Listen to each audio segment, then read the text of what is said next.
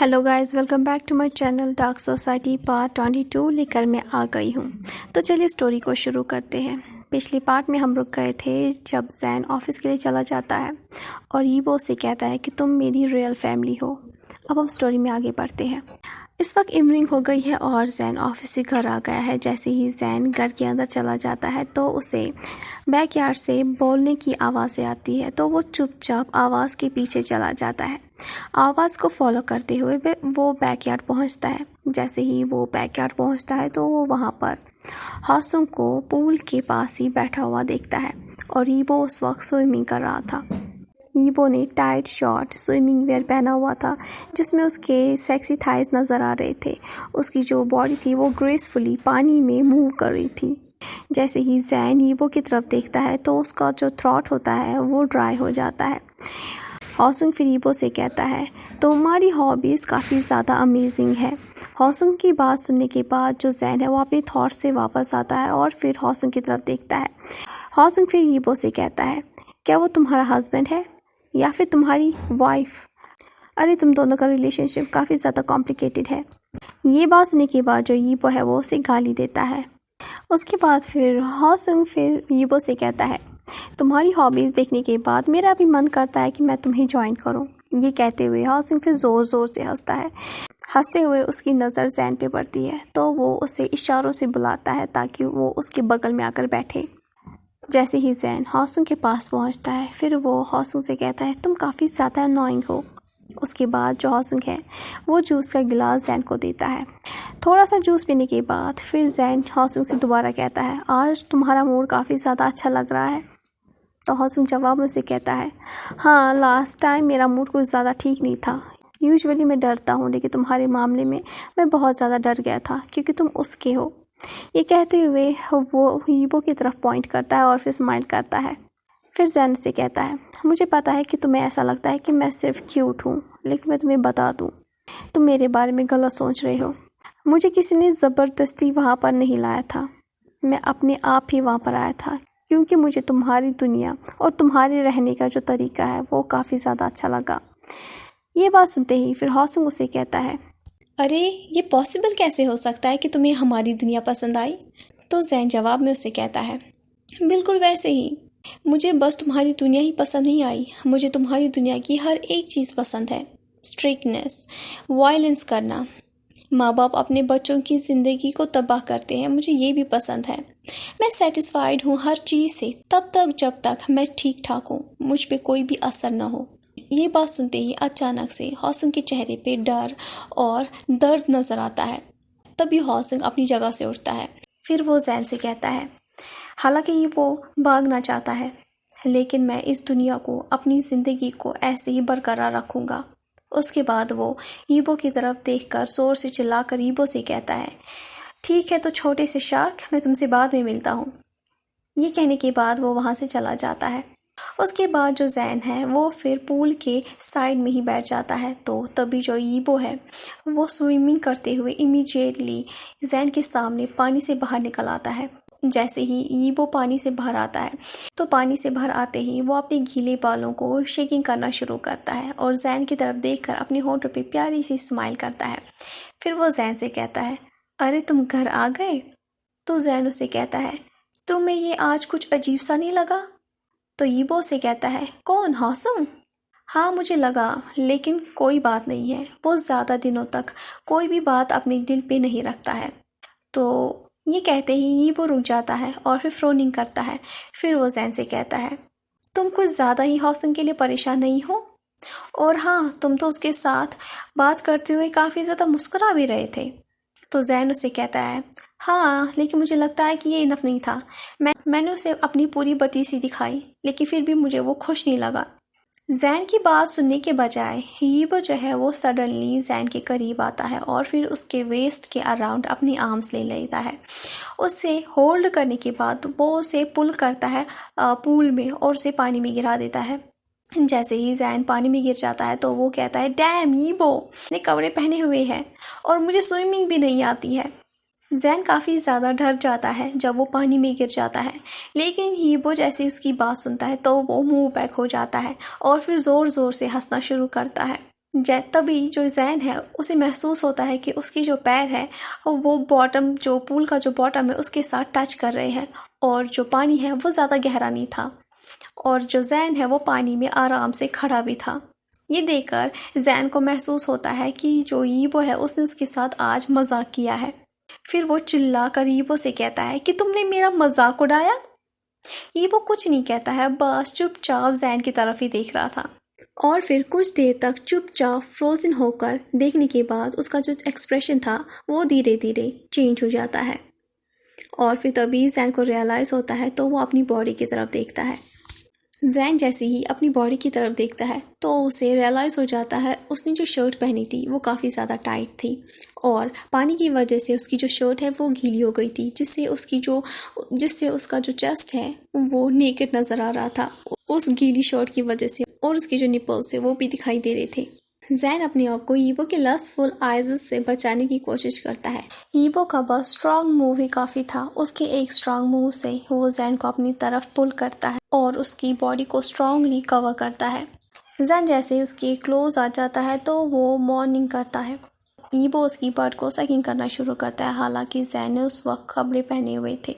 उसके बाद जैन सेंसिटिवली अपनी लेग्स को ईबो के वेस्ट के राउंड कर लेता है, और उसके बाद फिर ईबो शेमफुली अपने हाथों को उसकी होल बॉडी के ऊपर मूविंग करना शुरू कर देता है। उसके बाद फिर वो अपनी गहरी आवाज़ में जैन से कहता है, कोई इतना खूबसूरत कैसे हो सकता है, तुम एक जीता जागता मिरेकल हो। ईबो हंग्रीली जैन को टच कर रहा था, और ईबो की हंग्री टच की वजह से जो जैन है वो काफ़ी ज़्यादा डर जाता है और वो डर के मारे शिवर करता है। फिर वो अपने हाथों को ईबो के चेस्ट के ऊपर प्लेस कर देता है और उसे पुश बैक करने की कोशिश करता है। जैसे ही वो उसे थोड़ा बहुत पुश करता है तो वो उससे कहता है, क्या तुम रुक जाओगे अगर मैं तुमसे कहूँगा कि तुम रुको।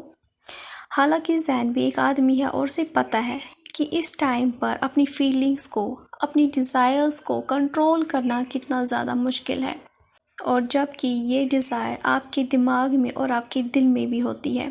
फिर जैन मन में ही सोचता है, अगर ईबो की फीलिंग्स पहले जैसी है तो मैं उसे आज टेस्ट करना चाहता हूँ कि वो मेरे कहने पे मुझे छोड़ता है या नहीं।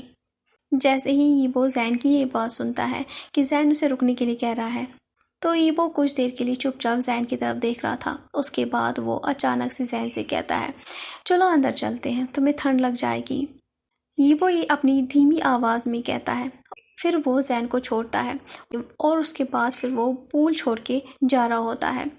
जैन उसे चुपचाप फॉलो कर रहा था, और तभी जैन के मुंह से एक वर्ड निकालता है और वो फिर कहता है, तुम कर सकते हो। जैन के मुंह से ये वर्ड सुनते ही ईबो रुक जाता है और फिर वो पीछे की तरफ वापस मुड़ता है। फिर वो जैन से कहता है, मैं क्या कर सकता हूँ। ये सुनते ही जो जैन होता है वो अपनी होठों पर हल्की सी मुस्कान लाता है और अचानक से ईबो के करीब आता है और उसको हग करता है। वो उसे इतना टाइटली हग करता है कि उन दोनों का जो चेस्ट है वो एक दूसरे के साथ टच हो जाते हैं। फिर वो ईबो से कहता है कि मुझे इस वक्त तुम्हारी काफ़ी ज़्यादा ज़रूरत है। जैन के अंदर जो फीलिंग्स थी वो काफ़ी ज़्यादा डीप थी, और उसे ये भी पता था कि ईबो का जो डिज़ायर है उसे चाहने की इस वक्त वो काफ़ी ज़्यादा है। तो फिर जैन उसे कहता है, मैं यहाँ रहना चाहता हूँ और मैं चाहता हूँ कि तुम मुझे वार्म करो अपनी बॉडी से। जैन की बात सुनने के बाद ईबो उसे कहता है, अब बहुत हो गया जैन, प्लीज़ मजाक करना बंद करो। ये कहने के बाद ईबो अपनी होठों पर एक पेनफुली स्माइल आता है, लेकिन तभी जैन उसे कहता है, लेकिन मैं सीरियस हूँ। फिर जैन अपने आप के साथ कहता है, मैं काफ़ी ज़्यादा थक गया हूँ अपने आप के साथ स्ट्रगल करते हुए, मैं अपने आप को क्यों रोक रहा हूँ। हालांकि जो जैन की नीड और डिज़ायर थी वो काफ़ी ज़्यादा शेमफुल थी, लेकिन जैन अब थक गया था अपने आप के साथ स्ट्रगलिंग करते हुए। और जैन छुपा भी किससे रहा है। ईबो एक ऐसा पर्सन है जो उसे हमेशा बेटर ट्रीट करता है। ये एक ऐसा शख्स था जिसके साथ जैन ने अपनी हर एक सीक्रेट को, अपनी हर एक फीलिंग्स को शेयर किया था। ऐसा नहीं है कि जैन किसी और के पास नहीं जा सकता है अपनी डिज़ायर्स को, अपनी नीड्स को पूरा करने के लिए, लेकिन जैन डर जाता है कि सामने वाला पर्सन उसे नहीं समझेगा और उसे बेवजह ही उसे जज करेगा। जबकि ईबो ने कभी भी उसे न रोका, न टोका और न ही कभी किसी चीज़ को लेकर जज किया। जैन ईबो के सामने हमेशा अपने आप को फ्री महसूस करता है। जैन हमेशा यीबो के सामने वीक भी होता है और स्ट्रॉन्ग भी होता है। वो हमेशा उसे फॉलो भी करता है लेकिन उससे जीतता भी है। वो हमेशा उसके लिए सॉफ्ट भी होता है और साथ ही साथ उसके लिए हार्ड और इल भी होता है एक ही टाइम पर। हालांकि उसकी फीलिंग्स काफ़ी ज़्यादा कॉम्प्लिकेटेड थी और जैन भी इसे समझ नहीं पा रहा था। बस जैन को एक ही चीज़ पता थी, जितना भी जैन यीबो से दूर जाने की कोशिश करता है उतना ही वो यीबो के और नज़दीक आ जाता है। उसके बाद जैसे ही जैन को महसूस होता है कि यीबो को यकीन नहीं हो रहा है कि इस वक्त जैन जो है वो यीबो को अलाउ कर रहा है, तो जो जैन है वो पूल के नेक्स्ट रैक पर लेट जाता है। लेटते हुए वो अपनी पलकें भी नहीं झपकता है, वो बस यीबो की तरफ ही देख रहा था। यीबो की तरफ देखने के बाद वो अपनी शर्ट को अनबटनिंग करता है। जैसे ही यीबो ये देखता है तो उसकी जो बॉडी है वो बर्निंग होना शुरू हो जाती है। उसके बाद वो फिर नी डाउन हो जाता है जैन के बगल में। फिर यीबो अपनी फिंगर्स को जैन के बालों में स्लाइडली डाल देता है। जैसे ही यीबो अपनी फिंगर्स को जैन के बालों में डाल देता है और उसे पुल करता है तो जो जैन है वो अपनी आंखों को क्लोज करता है। और जैसे ही जैन फिर अपनी आंखों को क्लोज करता है यीबो फिर मूव डाउन हो जाता है उसके नेक के क्लोज। फिर अचानक से जैन को महसूस होता है कि जो यीबो की टंग है वो जैन की ईयर को लिकिंग कर रही है। ये फीलिंग महसूस होते ही जो जैन है वो अपनी बॉडी को लिफ्ट अप करता है और जो यीबो है वो क्विकली जैन की बॉडी के ऊपर जंप करता है। जंप करने के बाद यीबो अपनी बॉडी को जैन की बॉडी के ऊपर प्रेस कर देता है और तभी जो जैन होता है वो अपनी मुंह से लो मॉर्निंग की आवाज़ निकालता है। यीबो की जो बॉडी है वो शिवा करती है। उसके बाद वो जैन की जो शर्ट है उसे ओपन कर देता है। यीबो रफली जैन की नेक को बाइट करता है और अपने हाथों से जैन को टाइटली होल्ड करता है। अचानक से जैन को डर लगने लगता है यीबो के ऐसे एक्शन से। यीबो की जो आंखें थी वो काफ़ी ज़्यादा डरावनी ब्लडी आइज़ बन जाती है। तो जैन जो होता है वो काफ़ी ज़्यादा डर जाता है। जैन के हाथ और जैन का जो चेहरा था वो ठंडे पसीने से भर जाता है। ऑलमोस्ट जैन अब रोने ही वाला था, तभी जैन यीबो से कहता है कि वो रुक जाए प्लीज़। जैसे ही यीबो जैन की बात सुनता है तो वो तभी रुक जाता है। फिर वो जैन की आंखों में देखता है। जैन ये देखकर समझ गया कि यीबो को समझ आ रहा है कि जैन ने उसे क्यों रोका, क्योंकि यीबो की आंखों में साफ तौर पे गिल्टीनेस नज़र आ रही थी। तो यीबो जैन से कहता है मुझे माफ़ करो, मैं तुम्हें तकलीफ़ नहीं दूंगा, मैं हर एक मुंह को धीरे धीरे ही लूँगा। ये कहने के बाद यीबो जैन का हाथ अपने हाथों में ले लेता है। फिर उसके जो पाम है, उसके जो हाथ है, उससे प्यार से सॉफ्टली किसिंग करना शुरू कर देता है। यीबो की सॉफ्ट किसेस से जैन की जो बॉडी थी वो वार्म हो जाती है और जैन काम डाउन हो जाता है। फिर यीबो से कहता है मैं तुम्हें बिल्कुल वैसे ही ट्रीट करूँगा जैसे तुम सच में डिज़र्व करते हो। बस तुम मुझे होल्ड करके रखो, टाइटली होल्ड करके रखो जैन। और प्लीज़ उधर इधर का मत सोचो, जो मैं कर रहा हूँ और जैसा मैं कह रहा हूँ बस वैसे ही करते जाओ। जैन अपना सर हाँ में नॉड करता है और उसके बाद उन दोनों का जो इंटीमेट प्रोसेस होता है वो शुरू हो जाता है। इस इंटीमेट प्रोसेस के लास्ट सीन में दिखाते हैं जैसे ही जैन को रियलाइज़ होता है कि उसकी जो बॉडी है वो फुल हो गई है यीबो के हॉट फ्लूइड से और यीबो की स्ट्रॉन्ग स्पर्म जैन की बॉडी के अंदर जा चुके हैं। फिर जैन स्नोप करता है और वो रोने ही वाला था, तो जो यीबो है वो उसे टाइटली गले लगाता है। तभी जैन यीबो से अचानक पूछता है यीबो क्या तुम श्योर हो? यीबो उस वक्त अपने एक्शन को रोक देता है। ये देखकर जैन श्योर हो जाता है कि यीबो उसकी बात सुन रहा है। तो जैन उसे कहता है कि तुम्हें मेरे लिए कोई फीलिंग नहीं है? जैन की बात सुनकर यीबो बस कुछ देर के लिए चुप हो जाता है। कुछ सेकंड्स चुप होने के बाद तभी जैन को महसूस होता है कि उसके गालों पर पानी सा कुछ गिर रहा है। तो फिर जैन सोचता है नहीं, ये यीबो के आंसू नहीं हो सकते हैं, शायद ये यीबो का पसीना है या फिर ये पानी की बूंदें हैं। तभी फिर यीबो जैन को जवाब में कहता है मैं काफ़ी ज़्यादा डरा हुआ हूँ कि कहीं कोई तुम्हें मुझसे अलग ना कर दे। अब हमें अगले दिन का सीन दिखाया जाता है। जैन का दिन का काम ऑफिस का ख़त्म हो गया है। अब वो ऑफिस से बाहर जा रहा है। जैन ऑफिस से बाहर जा चुका है। जैसे ही जैन चल रहा होता है तभी उसका जो फ़ोन है वो वाइब्रेट करता है। तो जैन अपनी पॉकेट से फ़ोन निकाल कर देखता है। तो जैसे ही वो फ़ोन देखता है तो वो देखता है कि आज पहली बार यीबो का मैसेज आया है। आज पहली बार यीबो ने जैन को मैसेज किया था। तो जैन उसका मैसेज पढ़ता है। तो यीबो ने लिखा था, क्या तुम्हारा काम हो गया? तो जैन लिखता है, हाँ तो क्या? यीबो लिखता है कि मैं अभी भी मीटिंग में हूँ। तो जैन लिखता है, तो मैंने तुमसे कुछ पूछा क्या? तो यीबो जवाब में लिखता है, मैं तुमसे बाद में हमारे घर पे मिलूँगा। यीबो का जवाब पढ़ने के बाद फिर जैन कहता है, ये तो सच में सीधी गेम्स ही खेल सकता है, मुझे क्या फ़र्क पड़ेगा। ये कहने के बाद जो जैन है वो फ्रोनिंग करता है और फिर अपना फ़ोन अपनी पॉकेट में डालता है। उसके बाद फिर वो रोड को क्रॉस करता है बस के लिए।